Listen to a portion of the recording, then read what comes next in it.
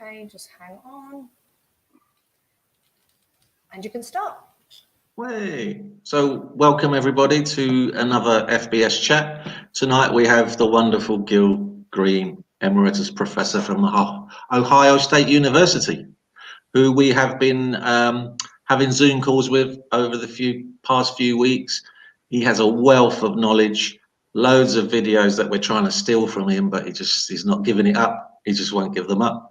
And we've seen videos from Steve DeShazer from the Solution Focus Approach, which we'd never seen before, and we can't wait for part 2, Gil. I'm looking forward to it too, as well as sharing more solution focused therapy videos with you that I have. Yeah. So tell us a bit about how, tell us how you first came across the approach and what sort of drew you to it. Well, because I've been in this business a long time, so I got my master's in social work in 1974, and probably first discovered solution focus started around 1990, 1992. Just starting to read about it, and I think the first thing I read was I think there's a seminal article on this that came out in 1986 in Family Process by the group at the Brief Family Therapy Center in Milwaukee. And before that, I was heavily steeped in the Mental Research Institute approach to strategic therapy, the MRI approach, which they were using at Milwaukee. And so my reading of and take on the history is that solution focused therapy sort of evolved out of the MRI approach. And the MRI approach looking at defining the problem, being problem focused, defining the problem, and looking at what are the clients' attempts to solve the problem that are maintaining the problems. So vicious cycles, problem maintaining patterns. And I was teaching that and using that clinically, doing part-time private practice at the time, and along with structural family therapy and working with couples and families, and finding that pretty effective. So I really wasn't looking for anything new. And then when I read their first article in 1986, I thought, this is interesting. But I didn't immediately jump on the bandwagon, so to speak. But then in 92, I moved from teaching a faculty position at Michigan State University to Ohio State University. And it was about that time I really started integrating in my teaching, and then started doing some part-time private practice and using my private practice. And I would have to say throughout my professional career, I've been on the lookout for what works, doing what works. And I just started finding that the solution-focused approach was even more effective, at least initially, with a wide range of client configurations than anything else I've been using up to that time. So it sort of reinforces itself when you start using it, and seeing that it works, it's effective. It just starts to reinforce itself. And I have to say, first time I used the miracle question, I flopped, but it didn't work. I asked it incorrectly, and at that point I was kind of just training myself through reading, and then getting my hands on whatever videos I could. And so that's why I flopped initially, but the next time I used it, I kind of refined it and then found it. Wow, this is good stuff. And so you qualified as a social worker, and so at the time, I guess you wasn't using that approach while you were a social worker, but you taught it to social work students. Yeah, at first I started teaching it, but soon after that I started using it. I mean, it was almost about the same time. So yeah, throughout most of my career, I've taught second year master's students, MSW students, different clinical social work courses, therapy courses, working with individual adults, couples and family therapy, crisis intervention, trauma treatment, some group therapy. Why do you think this approach is so versatile, Gil? Why does it seem to work with so many different presenting problems, if you like? Well, the research and over the years, I mean, there have been decades of research on therapeutic effectiveness, outcome studies, and then multiple meta-analysis of studies have been accumulating over the years, and that it's been found that no one approach is more effective than any other. That any coherent approach is effective for most clients, about 80% of clients. So no one approach is more effective than the other. What accounts for it are common factors. And so there's lots of literature, especially in the last 15 or 20 years, on common factors in therapy and in couples and family therapy.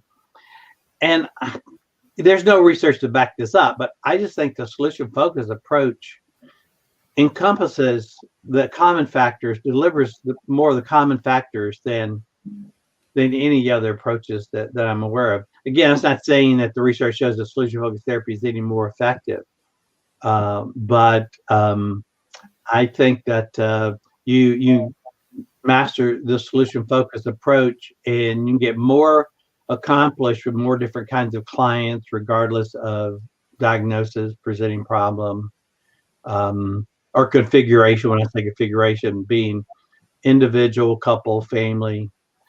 Some of the first research used solution-focused therapy in group therapy, and found it effective. And I know you've sent us a couple of papers to read, and I've done my homework. Okay. I read it too. Thank you, Joe. All right. Sorry. But one was how empowering it is to the client. Why is this approach so empowering for the client in this way of working? Yeah, glad you brought that up. Well, first of all, you say that the research shows that most clients, by and large, are not feeling very empowered when we first encounter it. They have a sense of external locus of control rather than internal, or they're lacking a great sense of personal agency. So we talk about it. There's a lot in the literature about client empowerment, but that is a byproduct of how we work with clients and how we talk with clients. It's not something we give to them. It's a byproduct of how we work with clients. So for one, it's very seen as client-centered. That is, the solutions come from the client. We work collaboratively with clients. We take this one down, non-expert position with clients. So, and I hate to use that term. It's sort of a cliche. It's a paradigm shift. It is a different way of viewing the world, but especially working with clients. And like any paradigm shift, it takes a little while for that to occur. But once you experience that, internalize that, you know that the client has it within them to find the solutions, the competencies, the skills, and that sort of the assumption is somewhere in the client, they know how not to have the problem, whatever it is. And our job is to connect with and sort of activate that part within the context of the relationship in the conversation. And so, I mean, client-centered therapy was first created by Rogers, considered client-centered Rogerian therapy. But it's the solution focused approach, I find, has a structure to it, and say conversational tools, questions that we ask to, I think, move things along in a more focused, intentional direction. Still, the client is sort of directing it. We have, since we say the client is the expert, but we do have to have expertise in knowing how to structure the therapy and how to ask questions. But again, the answers and solutions come from them, and of course, a central piece of this is then looking with clients in the conversation, looking for those times when they don't have the problem, when things are better, looking for specific examples and behavioral indicators of that, and then following that up with what I'm now referring, and maybe others have, as personal agency questions. That is, how did you get that to happen? Asking clients. I mean, which people do normally. I'm just labeling that this is a personal agency question. It's because it helps sort of identify what clients do, the personal agency they bring to making things better, or just a little bit better. And I think that's empowering as well. Yeah. And I think for anyone watching that's maybe thinking about adopting the approach, I think that's a difficult one to get over in terms of, if the client knew how to solve the problem, they wouldn't be speaking to us. Do you see what I mean? So it's kind of, I suppose, difficult if you haven't actually sat there and used it, which we have. It's a difficult one to get your head around, to think, well, if they knew the answer, they wouldn't be sitting with you. Right. So your question is, I do have a question. How do we persuade people that are very directive that to trust in the client? To trust in the client. Well, that's a good question as well, because I think a lot of people who may getting acquainted with solution-focused therapy, but not immediately embracing it, that is one of their concerns, And yeah, I think you frame that well. If they have the answers, why are they here? Why are they sitting in front of you, or nowadays sitting in front of you on in telehealth? But and that is part of the paradigm shift. And so, like myself with students, in class, let me put this back up. This sort of helps me organize teaching and training. Is we got to know how people learn, and there's a lot of literature on this. Is first you explain what it is you want them to learn, whether it's therapy or learning how to dance or hit a golf ball, which I'm still struggling to do. Explain to them, and then it's demonstrated for them, either in person, in vivo, or show them a video. And then you ask the client to do the skill. You observe, and then give them feedback on what they did well and how they might improve. And then they do it again in light of the feedback, and then you give them the feedback again. So it sort of helps me organize teaching and training. Is you explain whatever it is. You explain solution-focused therapy and strengths and exception and scaling and miracle question. And this is one reason why I've accumulated a pretty good video library over the years of my own, paid for out of my pocket. so that I have different examples and for different classes I teach as well, so they can see the videos. And then as much as I can in class, have students role play the skills in small groups, and then I'll float around in the groups and observe and give them feedback and things like that. And the feedback I've gotten from students is vast majority of students like that kind of teaching flow, so to speak. Most of the feedback I get from students, they enjoy the videos. Occasionally I'll get, and these are written comments at the end of the semester. Occasionally I'll get a comment from a student, "You show too many videos." and that's true. I mean, people have different learning styles. But my reading of the literature and feedback I've gotten is most people really enjoy the visual examples, whether it's in video or sometimes I will demonstrate in class in a role play myself. One of the papers you sent us, because we touched on the miracle question, was how you experimented by changing the word miracle. Tell us about that. You're soon talking about the dream question. Yeah. That came out of a small study that I did with a well-known solution-focused therapist and researcher, Mo-Yi Lee.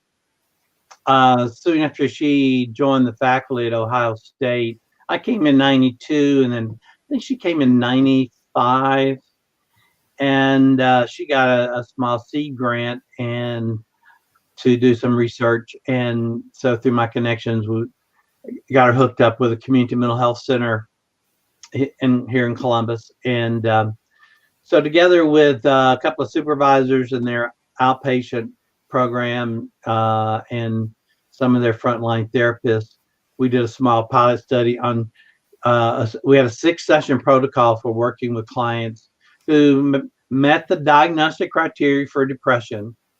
I'm not a big fan of diagnosis, and but this is what we had to do, and so in the planning of the study, and we had a conversation, Mo-Yi and I, together with the 2 senior supervisors there and a couple of other clinicians involved in the study. Is there any way that, given the nature of people experiencing depression, is there any way we might need to, or we can enhance things by modifying any of the solution-focused questions and techniques? And I had just fairly recently read something about depression being a problem of disempowerment, people lacking power. People who are experiencing depression is lacking power, and also around that time I'd been reading about internal and external locus of control, and how that relates to personal agency and empowerment. So anyway, in our conversation, this kind of emerged out of our group conversation, is that when you think about it, we ask the miracle question. We're thinking, well, now you say the miracle happens and you wake up, and what's the first thing you notice that'll let you know that you're no longer feeling depressed? Well, the way we framed it then is that the miracle is something as external to you, to the person. And so the solution is coming from the miracle. And of course, also, we knew about the miracle question as Steve DeShazer and Insuberg explained it to us, how it was inspired by the crystal ball technique of Milt Erickson.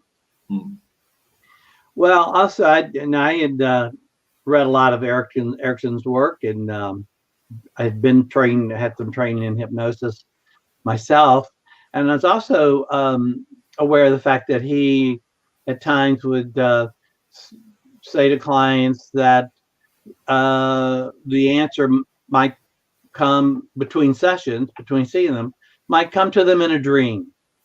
And so we thought, well, now the dream is something, it's a product of ourselves. The miracle's out here. The dream comes from within. Mm. So we just modified the miracle question to make it the dream question into the dream question, so that the source of the problem being resolved or noticing some measurable improvement comes from the dream while you're sleeping.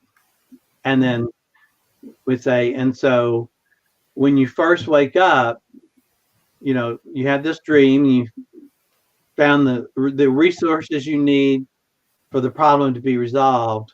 And, you know, with dreams, you may or may not remember the dreams, but whether you remember it or not, you notice that things are different.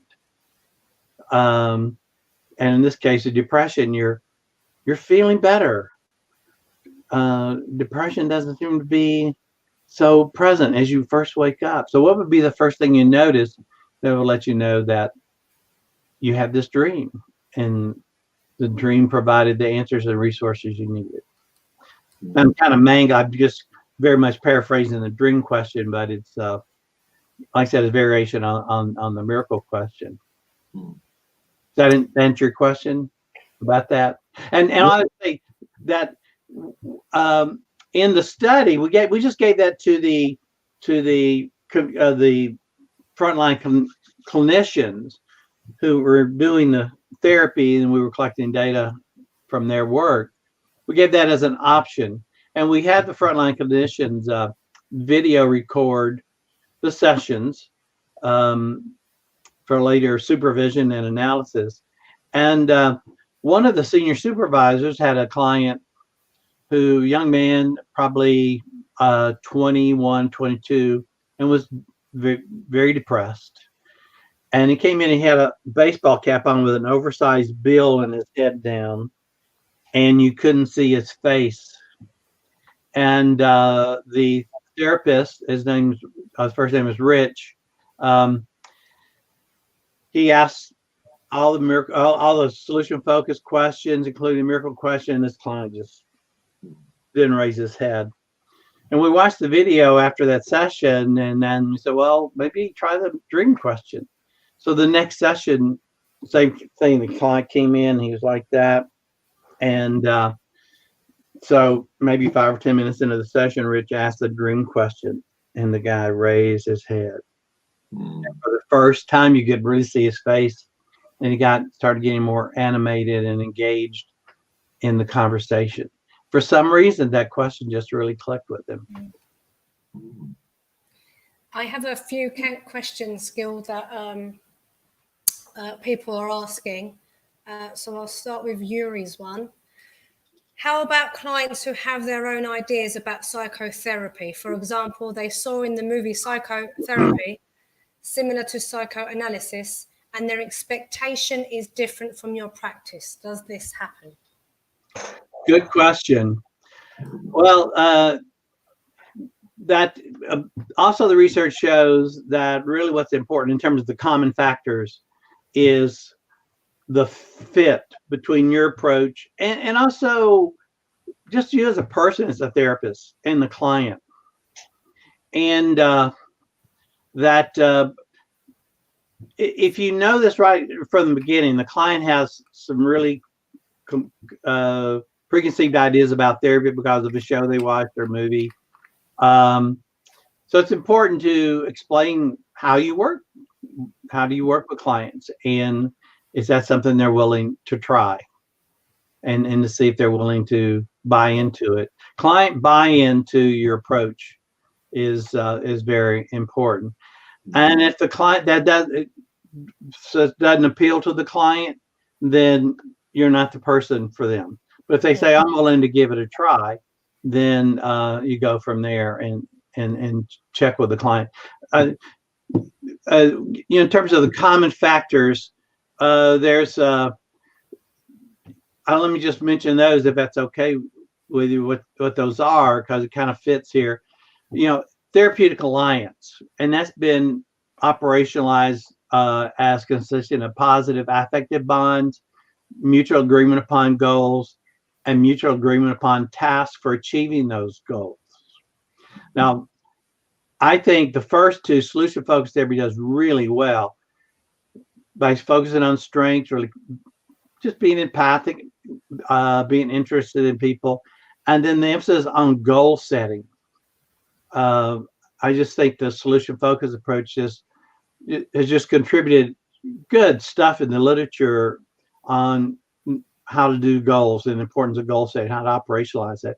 You do those two things well, that's good. That's good clinical work right there, and consistent with that. And then this is the tasks. This is where the tasks come in, and different approaches have different tasks, so to speak. And so you have those three: the therapeutic alliance, operationalized those three pieces.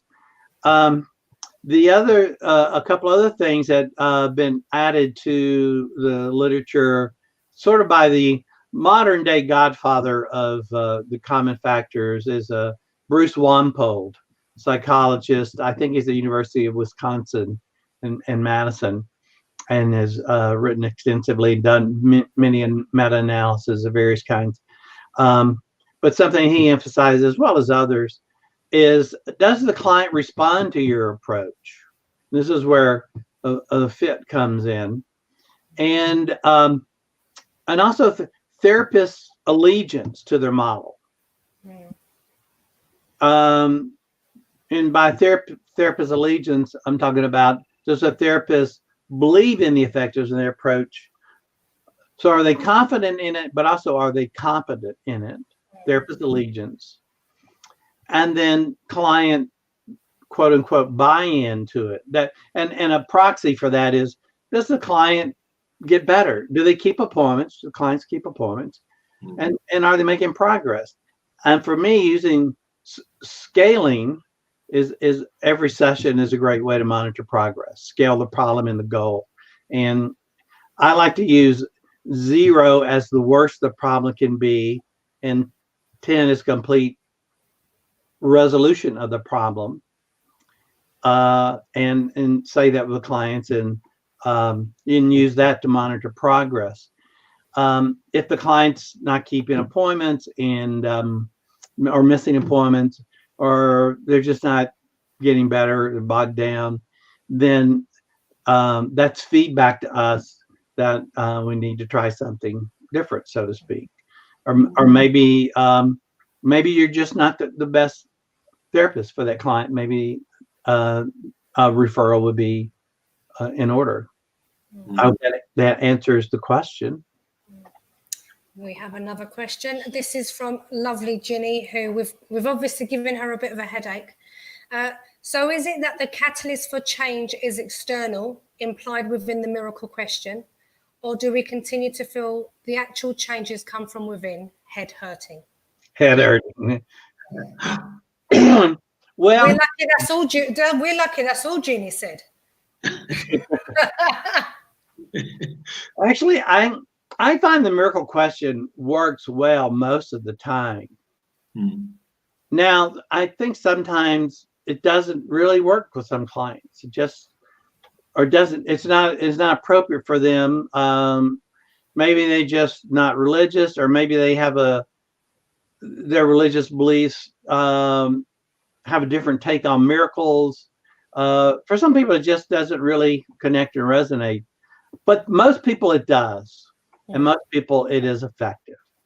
And so the way to make that, the move from external to internal is, so with the miracle, say the source of the things being better when you first wake up is the miracle. And then follow that up with personal agency questions. So in that you could ask, so when are there little pieces of that miracle happening now in your life? Or when was the last time? And then how did you get that to happen? And so moving from the external to internal is very important in that, so that clients have a sense of personal agency. Okay, I've got 2 more. Erin, the lovely Erin says, missed last few shows. This is really interesting. What initiatives do you utilize in dealing with multi-layer clients, such as those of ethnic background who may have language issues? Well, for one, if different language is an issue, you have to have a interpreter, really. And one way I've been keeping involved in the field for the last several years is doing co-life supervision of a group of 5 or 6 second-year MSW interns at a local agency here in Columbus. And so we do that throughout the school year every week. So for the 9 months. And so there are times when we have to use interpreters. But we find working through an interpreter using a solution-focused approach works very well.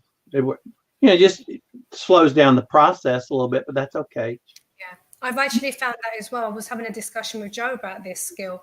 And even though my Turkish is okay, I do find that if on average I see a client 6 sessions, I would probably see them 8 to 9. Yeah.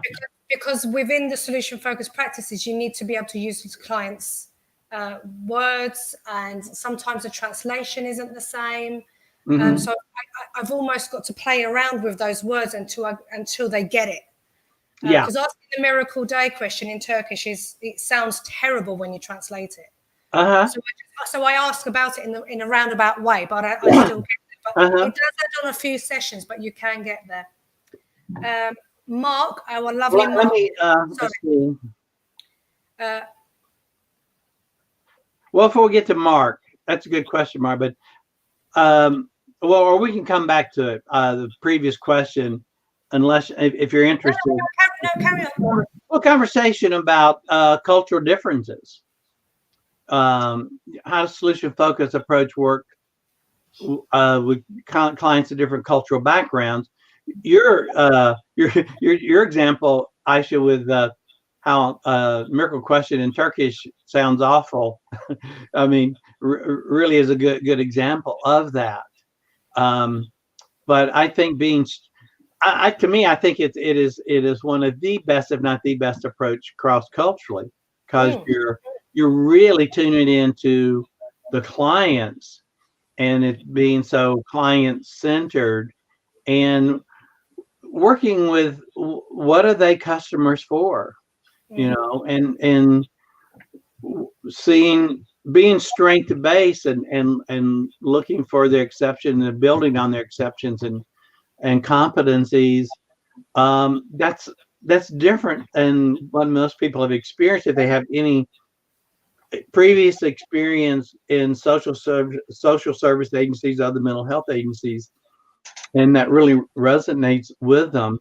And but also being so client-centered, we want to find out, they're the experts on their reality and on their culture and what works best for them. So in that regard, they're there to teach us about that. Well, if I don't use the word miracle and I can't use the word dream.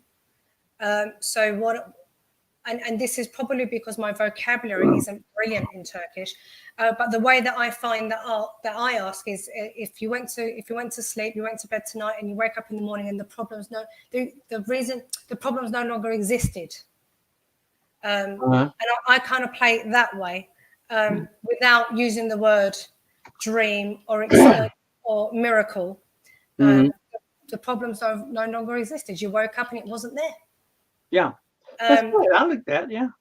So I can use that, but when I did use, you woke up tomorrow and a miracle happened overnight, they just look at me, because a miracle is actually a miracle. Yeah. And culturally, it's a miracle. Yeah. It's never ever, and they'd stop you. You just don't play. You don't play with that. Yeah. So culturally, I couldn't get past that. No matter how much I Googled the translation, I wasn't getting anywhere.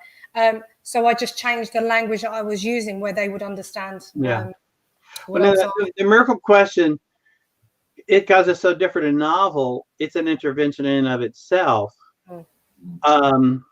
But it's a great vehicle for getting goals, getting getting clients to describe a future without the problem, what that will look like. Mm. So another way of getting at that is what I refer to as outcome questions. Mm. So you don't use the miracle dream question. So you scale. I find scaling is a way of doing that. So 0 is the worst the problem could be. 10 is just perfect resolution, no problem whatsoever. Where are you on the scale today? And so you get them to define that, further describe that. And when we're done working together, when we're ready to stop meeting like this, where do you want to be on the scale? And getting them just, what will that look like? How will you know that? How will other people know that? How will your significant other, employees, friends, what will they see different about you? And again, getting good, clear behavioral indicators is very important. And then backing that up and saying, so let's say you're at a 1 today. So how do you know when you move up to a 2? And so asking, usually scaling, so where do you want to be on the scale is a way of getting them to describe the problem in concrete, specific ways. Other ways of getting that to say, so let's say you've accomplished everything you want in our work together, and it's our last session. How will I know? What will you be telling me? What will I be seeing different about you that will let me know that it's time for us to stop seeing each other? Or let's say we run into each other out in the mall or in the street, and we're catching up and ask you, how are things going? And you tell me where you are on the scale and what's different in your life. They're just different ways of getting that. Let's say it's our last session, and in the previous week, somebody followed you around, the video recording your life without the problem, or of you being at an 8. And when you bring that video in and we watch it together, what will I see on that video that will let me know that you're at an 8? So there's just different ways of getting at them to describe that goal, that future, without a problem or with acceptable movement, progress on the 0 to 10 problem goal scale continuum. We're stealing these questions, right? I don't know if this is old news to you or not, but feel free. Right, it's brilliant. Yeah. Okay, so sorry, Joe. Last questions. Aren't our clients empowered in their life? Yes. Hi, Mark. Thanks for the question. Aren't our clients empowered in their life? Yes, they are. Now, in my mind, the client's sense of empowerment or feeling more empowered.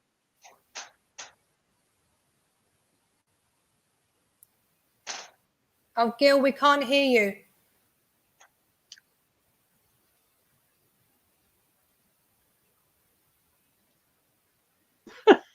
There we go. Somehow my cursor floated over to the mute icon. Anyway, clients feeling empowered is a byproduct of making change. So the purpose of therapy is change and solving problems and finding solutions, achieving goals. And from that, clients may feel more empowered, they may not, but clients feeling empowered isn't the purpose or the main focus. That's a byproduct. Yes, I think we walk in that with the taken for granted assumption, we've internalized the solution focus frame, that clients have the competencies and resources to make the changes that they want to make. They either not using them or they forgot they have them. And so our job is to connect with and activate that part of them that knows how to use those skills and competencies that maybe they have forgotten. And you just got caught up in a vicious cycle, sort of a negative feedback loop, if you will. Another thing is, though, I do think our clients are not feeling empowered themselves. that's probably not a sense they have themselves. Then they're not feeling a sense of personal agency at the time. But again, our assumption is they have that within them, and our job is to have a conversation with them where they remember those or reactivate those that they have forgotten that they have them, or maybe by having the conversation with them, it helps. And we ask about what Walter and Peller in one of the first books I read in Solution Focus came out, I think, in '93, titled Becoming Solution Focused. They referred to it as the hypothetical solution. And they had a little decision tree that you should first ask for exceptions, and clients having trouble coming up with exceptions, then ask the miracle question, which they called referred to as miracle question, but also hypothetical solution question. And when we was, I think the previous question of talking about, clients' expectations and being quite surprised by the questions that they ask, and whether it's been useful. I think one of the things I like about this approach is that we can directly ask the client, was this session useful? Was there any questions that I didn't ask that you wish I had? So getting that immediate feedback on the session itself is scary, but I think we should do it as a matter of course, maybe.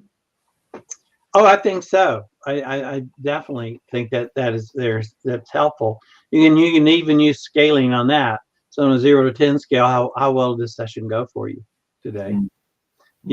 Or at least ask them to think about that.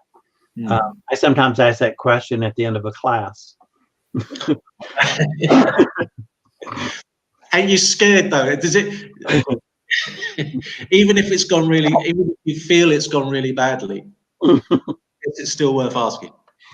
Oh yeah. I don't do it every time. You never know. I mean, there are some classes I think just went really well, but from the student's perspective, it didn't, and vice versa. There's some I think, oh, this is terrible, and they, oh no, it's good. They liked it. So you never quite know.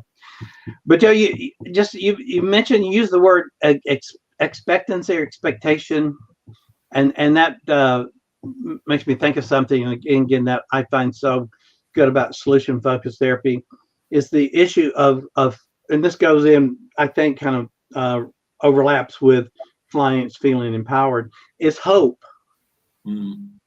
Hope and expectancy, and that's what I also seen as one of the common factors is hope and expectancy, or also referred to as a placebo effect. But also studies find that a lot of clients are low on hope when they come in, and it overlaps with expectancy. Their expectation that things are going to get better. And I'm going to mute here while I clear my throat. But there's a lot of research on clients' sense of hope and expectancy, and how that relates to outcomes. So the more hopeful the client is that this therapy is going to be beneficial, of course, they get better. They benefit more from it.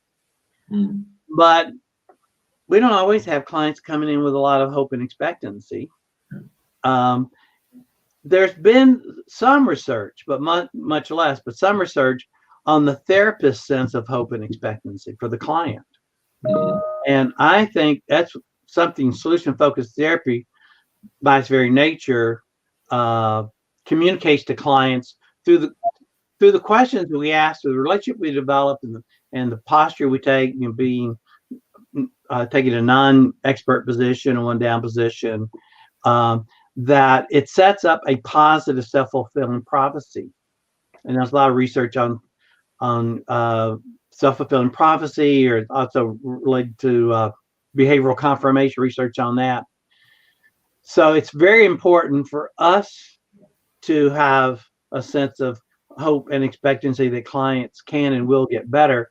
And I think solution-focused therapy sort of gives us that frame of reference better than any approach that I'm aware of.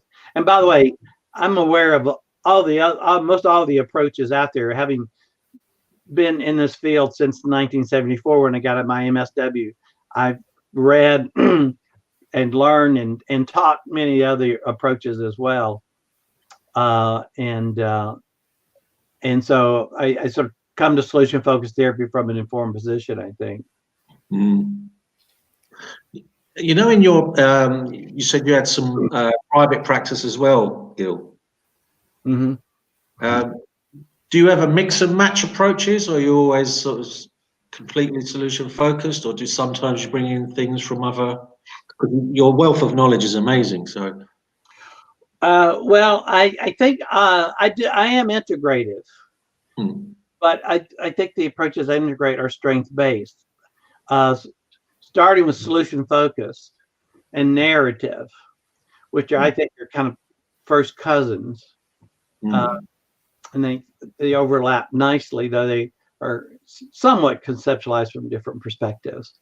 And over the last, I don't know, 10, 15 years, I've seen in reading publications of articles and books by solution-focused therapists, I'm seeing a lot of overlap, but especially the externalizing the problem from narrative therapy, and I'm seeing narrative therapy borrowing from solution focus. But I also still, like I said before, earlier, before solution being solution focused, I was very much steeped in the MRI approach to strategic therapy, but also the strategic therapy approach of J. Haley, Chloe Madanis, which nowadays is referred to as the Washington School, and then structural family therapies developed by Salvador Minuchin. And but as I see those approaches, the way I conceptualize and use them is they're strength-based as well. But so always start solution-focused. And I think with most clients, you can get everything accomplished you want by being strength-based. Using solution-focused, maybe with a little narrative, mostly like externalizing the problem. And really, in narrative, when they talk about mapping the effects of the problem, you know, they ask what effects does the problem have on you, and then looking for, which was originally they framed it as well, let's see, I'm blocking on but essentially exception questions. When are there times you're able to stand up to the problem, resist the influence of the problem? And that's really exception questioning. But I do think that there are clients, you know, if you graph out change and they hit a plateau, and they're still coming in, but they're not moving. You know, they improved. So sometimes this is when I would draw in using a a strategic or structural, perspective or techniques if I'm working with couples and families. But still seeing that the solution, the answers come from them. So with solution-focused therapy, it really gets to amplifying solution patterns. Meaning, like when are things better? What are you doing to get that to happen? So those you're looking for virtuous cycles, solution patterns. And then when they hit this plateau, they're still stuck a little bit in the problem maintaining pattern. And you know, in the MRI approach, the problem maintaining pattern they refer to as first order change. And so our job is to work with clients in a way that they experience second order change. That's a whole nother conversation, perhaps. But Mo Yuli and I do discuss our integration of these approaches in our book, Solution Oriented Social Work Practice. If anybody's interested. Now, Joe, I'll leave enough time to talk about your questions. Oh, yeah. So, Gil, your top 5 solution-focused questions that you use more than any other, and why those particular ones? Get your pens and pencils ready and your paper ready. Oh, he's choking now. Oh, hang on. Wait. Drum roll. Well, the questions I haven't written here on staying here. The questions are I have are not all necessarily unique to solution focus, but they're strength based. They're consistent with solution focus. Going back to wanting to reinforce the client's sense of personal agency. And we also, solution focus emphasizes the importance of language and language use and using the client's language, etc. So I'll start off by 2 questions I don't ask. Oh, Spirit of reinforcing personal agency. I don't ask, what brings you here? Okay. Because when I'm watching videos and I whatever the therapist on the video says, what brings you here? I'm thinking in my own head, the bus, or my Toyota, but that's me. I'm weird that way. Another question I don't ask is, how does that make you feel? And you see the reason why so rather than asking what brings you here, I'll ask something like, what concerns are you having for you to decide that you want to come see someone like me? So it's making it active. They decided. It's an active process. And rather than saying, how does that make you feel? Just saying, how do you feel about that? Okay. Or in narrative, they ask, what effect does the problem have on you? So when depression is pushing you around, what effect does that have on you? Let's see. In follow-up questions or in follow-up sessions. Now, I also want to use scaling. In the first session to rank on a continuum on 0 to 10 scale, their problem and their goal. And so early on in follow-up sessions, I want to use scaling to monitor their progress. Where are you today on that? But also want to ask, probably even before I ask that, is how do you want to spend our time today? Okay. It's their therapy and putting it back on them. For some reason, I've just found that really helpful. Just to consistently ask that question. How do you want to spend our time today? And of course, I'm thinking in my mind between sessions, as the session approaches, I'm thinking, okay, Gil's going to ask me how I'm going to want to spend my time. So I need to answer that question. I need to have an answer. So now another question, in the MRI approach, we'll ask, what's the problem and what have you done to try to maintain the problem? That's the first order change, the idea that people are caught in vicious cycles. They're just doing the same thing over and over again, hoping to get a different result. And so they're just kind of stuck, bogged down in this vicious cycle. So I want to find out that, because that's part of their story, the problem and what they have done to try to solve the problem. And then a question I like to ask that I found, again, really helpful, is I ask, okay, so let me ask you one more question about this. What have you thought about trying, but you haven't? And I found so many times, not I haven't kept track of how many, but a very high percentage of clients have thought of something to try, but they haven't. And between sessions, without me saying anything, they will, on their own, they decide to try it or some variation of it. Wow. So it's sort of like an indirect task. Oh, let me say one other thing I don't ask, and what I ask instead is I don't use the term homework. Okay. Because I've found, and I learned this years ago from a supervisor / trainer, consultant, because I was feeling kind of stuck with the client, and so he was keeping appointments, but he wasn't doing things between sessions. And she asked, well, what does the word homework mean to him? And then it just hit me, knowing his history, his story, that he had a real negative association to it. So, and which most people have a negative association to homework. Yeah. Even if you were a good student in school. Yeah.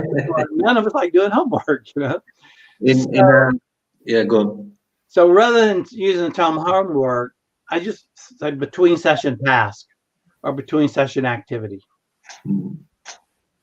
When we were, because we worked in secondary schools, Gil, where they changed the word homework to home learning. Okay. Just to take the bit of, just to take the word work out of it. So like you say, it has, oh my God, homework. It's got that connotation. So you came up with that on your own. Good work. So, yeah, the school changed it to home learning, and it didn't seem to have such a negative reaction when you said it that way. Yeah, we all like to learn. You just don't want to have to work at it. Yeah. Let's see. So I'm also very family systems oriented, and especially working with children and adolescents with problems, but also with couples, family systems oriented.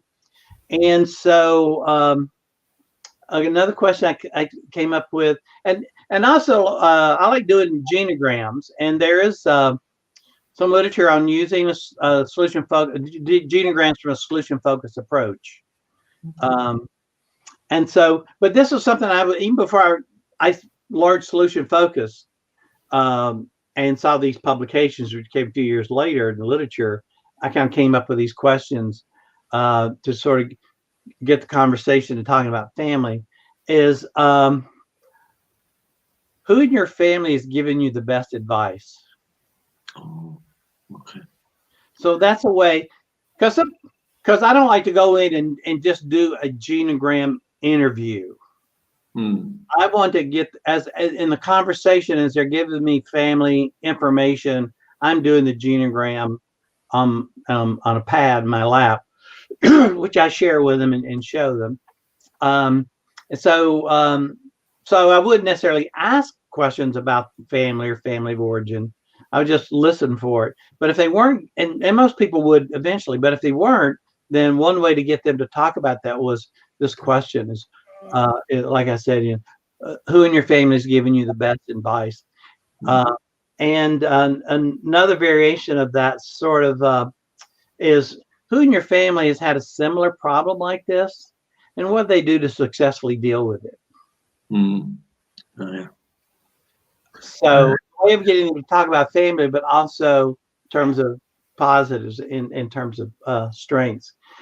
And another thing about questions, which is something that came out of the original group that developed solution-focused therapy, using presuppositional questions. Using an example would be, rather than saying, if you move up 1 point on the scale, so saying that is when you move up. So presupposing that that's going to happen. Yeah. And that was sort of like I said, that was something given to us by the original developers of solution-focused therapy. Now, those are some that I think are consistent with being solution-focused. The list there I gave. Of course, I use a full range of the solution-focused questions. In terms of between session tasks, a couple of my favorite ones would be if clients answer the miracle question very well, I mean, with concrete, specific answers, with the follow-up questions. So one I like to use is between now and the next time we meet, pretend the miracles happen. And there are variations of that. You can say, for the first half hour of every day, or for the first hour, or you say pick one day and pretend the miracles happen. Another one I like is just built on using the scaling question, and as what we've talked about, asking them, so how when you move from a 2 to a 3. And so the between session task would be, so between now and the next time we meet, pay attention and notice when you move up 1 point on the scale, and then just come back and tell us about that. We can talk about that. That's a lovely question. We're definitely nicking that one, Gil. Yeah. Oh, mate. Wow, it's already been an hour. We could go on all night. You're so fascinating. I really fun. good. Gil? What? Go on. Gil, are you Gil? Yes. No, go. Gil. Joe asked, how did we meet? I actually can't remember. Did I send you a message via Facebook? It was on Facebook, and we were Facebook friends. Somehow we became Facebook friends. As you do. And you posted a question on Facebook. I can't remember what it was. And somebody responded. And again, somebody I don't know personally, just Facebook friends, said, you should talk to Gil Greene. Who was that? And then you messaged me and we set up a time. First, you and I chatted on Facebook or Zoom. Zoom. Excuse me. Get some more water. Then next, you and I and Joe talked. I should never have shared you with Joe. and then Graina joined us. Yeah. And I as much as I love Joe and Graina, I just don't think I could share anymore. And then excuse me, the last time we met, what was that, last week? We watched a video together. Yeah. And I really look forward to doing more of that with you guys. Oh gosh, yeah, we need to book that in. It's just been very hectic here, but that's whatever. I'm flexible. Whatever works for you. And for us, it's not just watching the videos. It's being in your company. You're such a wonderful person and a huge inspiration to us. So we thank you for that. But you are, when we do talk to other colleagues and they said, "Oh, what are you doing tonight?" Well, we're with Granddad tonight. Well, I call you Granddad. We're with Granddad tonight. Granddad's teaching us tonight, and I absolutely love it because I just want to give you a huge hug. And there's going to be a time I'm going to hug you and not let you go. Yeah, I'm a hugger, so that's fine. Yeah, I keep threatening Gil that I'm just going to jump on the plane when I can, turn up at his door and just make camp, and just sit there and just watch him and just go through the videos and you and it's not just the videos. Honestly, you are what a wonderful person you are, and we are so lucky to have you in our lives. Well, I've really loved meeting you guys and love the work that you're doing. You guys are doing great work and love hearing about it because everybody's application of this is their own, and theirs and their clients. And so there's lots of room for creativity and innovation. And so I love hearing about it and also really enjoyed getting to know you guys as people. And always having a few laughs. I mean, if you can't laugh with someone, why spend time with them? Oh, gosh. Yeah. Absolutely. Can't wait for part 2 of the video, Gil. Okay, well, you guys just let me know what works for you. Like I said, my schedule, I'm sure, is much more flexible these days than yours.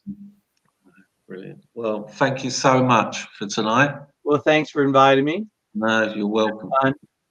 Yeah, I think a lot of people were watching and they've really benefited from this. So and I will upload it onto YouTube for those of you that have missed it. But yeah, any last words from anyone? Well, we will see you next week, Gil. Can't wait. Okay, great. And I was just say, if anybody has any questions or comments, feel free to message me or email me. I can get that from you or you guys. Okay. Yuri All right, said, guys. thank you and Gil for conversation.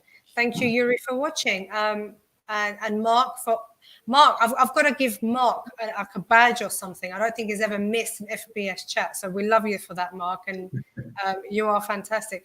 Can I just ask, Gil, that you don't go anywhere, don't press any buttons. And for the rest, tomorrow tomorrow at FBS chat, we are talking to Naomi Whitehead. Lovely lady. We all love Naomi. And then Wednesday, we are talking to Evan George from Brief in London. When is that? That's 4 p.m. UK time. I've got to learn to always say UK time because there's so many people from watching all over the world that I've just got to always remember UK time. Yeah. And I'm getting the hang of that now. I'm getting the hang of it. Yeah, so guys, we'll see you tomorrow at 4 o'clock with Naomi. Take care. Great. Bye, guys.